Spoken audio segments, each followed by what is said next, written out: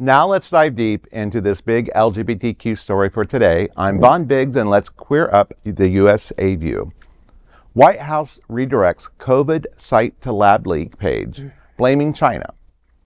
In a surprising move, the White House yesterday has redirected COVID.gov, a site that once offered testing, vaccine, and long COVID resources, to a new landing page titled Lab Leak: True Origins of COVID-19.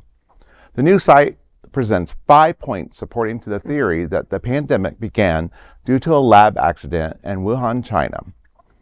Those arguments echo a December 2024 report from the Republican-led Select Subcommittee on the coronavirus pandemic.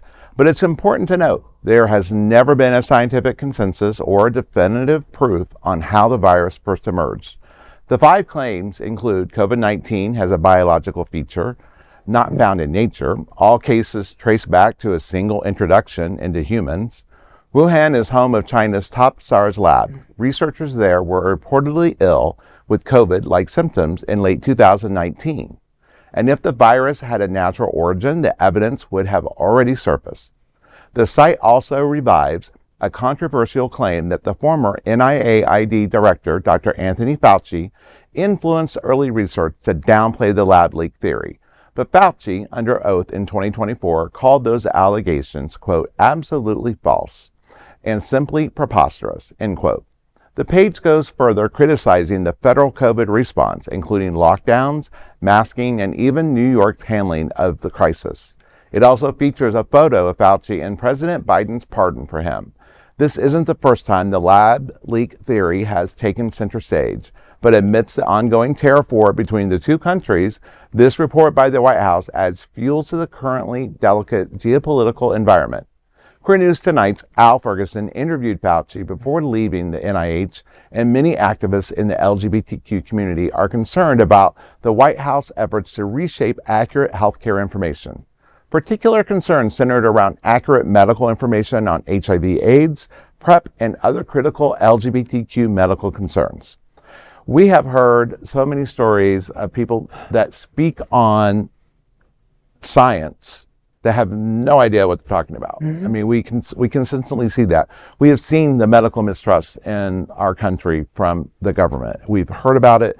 I didn't even think back when COVID came out. It was, okay, it's not a problem. It is a problem. It's not a problem that everybody was locked down.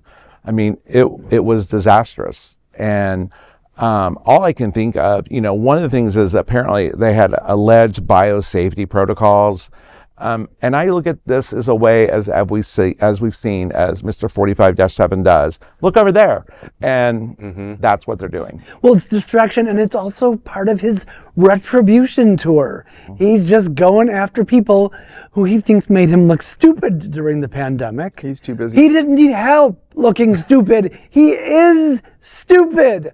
And as appalling as this is, there's nothing shocking or surprising about this in the least. It's more lies, more misinformation coming from the absolute worst White House in history. But it's the thing that I think is getting lost in here is it's a lot of finger pointing. It's like a bad Three Stooges movie where it's like constantly everyone's like, it's his fault, it's his fault, it's her fault, it's her fault.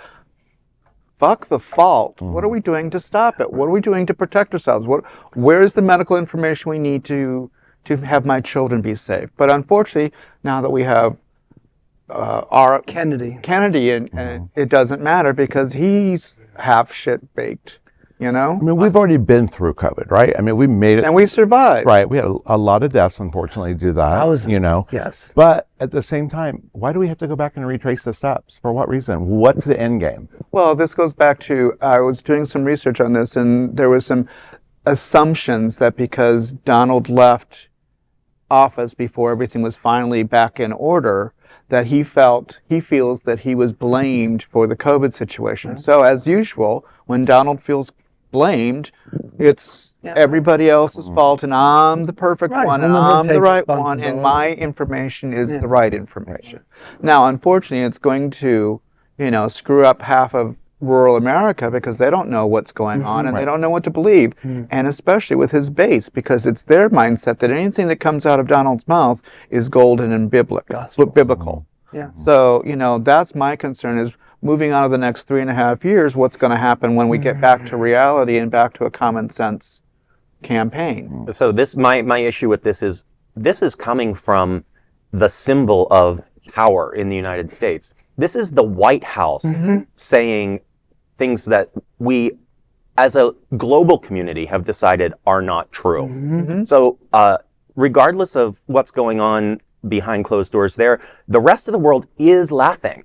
They're saying, you guys look like fools. We are fools. Well, we are fools for allowing this election to have happened the way it did, and for allowing him to be our voice. Because regardless of how you voted, he's our voice.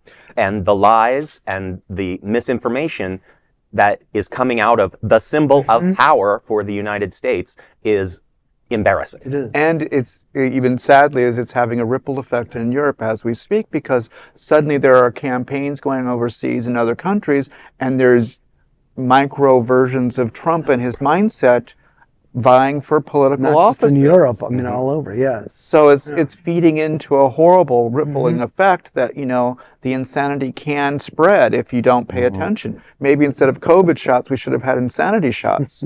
I think that is actually a shot. Actually. I'm going to order one of those tonight. Yes.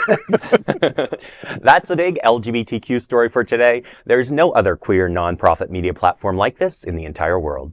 Support our LGBTQ stories by subscribing and sharing Queer News Tonight.